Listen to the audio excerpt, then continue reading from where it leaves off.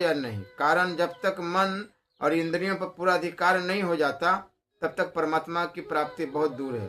भगवान कहते हैं कि मन को बस में न करने वाले पुरुष द्वारा योग दुष्प्राय है, अर्थात प्राप्त होना कठिन है, और स्वाधीन मन वाले प्रयत्नशील पुरुष द्वारा साधन करने से प्राप्त होना सहज है। यह मेरा मत है।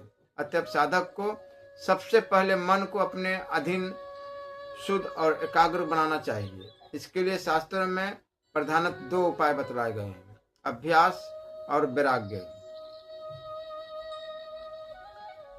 भगवान ने गीता जी में बताया है कि हे महाबाहो, निसंदेह मन चंचल और कठिनता से बस में होने वाला है, परंतु हे कुंती पुत्र अर्जुन, अभ्यास अर्थात स्थिति के लिए बारंबार यत्न करने से और वैराग्य से यह बस में होता है। अभ्यास और वैराग्य से उन चित्तवृत्तियों का निरोध होता है। अभ्यास और वैराग्य की विस्तृत व्याख्या तो यथा कर्म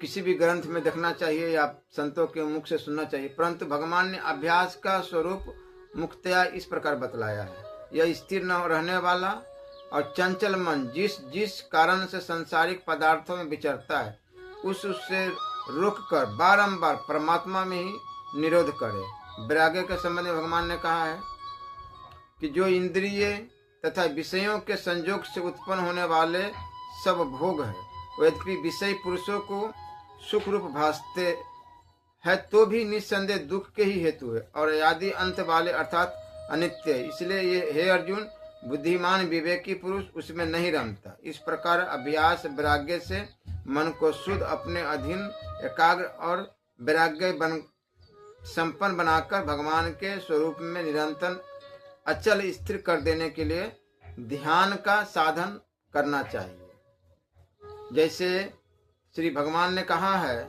कि संकल्प से उत्पन्न होने वाली संपूर्ण कामनाओं को निश्चयता से अर्थात वासना और आसक्ति से त्याग कर और मन के द्वारा इंद्रियों के समुदाय को सब ओर से ही अच्छी प्रकार बस में करके कर्म से अभ्यास करता हुआ उपरामता को प्राप्त होवे तथा धैर्य युक्त बुद्धि द्वारा मन को परमात्मा में स्थित करके परमात्मा के सिवा और कुछ भी चिंतन न करें। अभ्यास और वैराग्य के प्रभाव से मन के शुद्ध, स्वाधीन, एकाग्र और विरक्त हो जाने पर तो उसे परमात्मा के चिंतन में लगाना परम सुगम हो ही जाता है। परंतु उक्त दोनों उपायों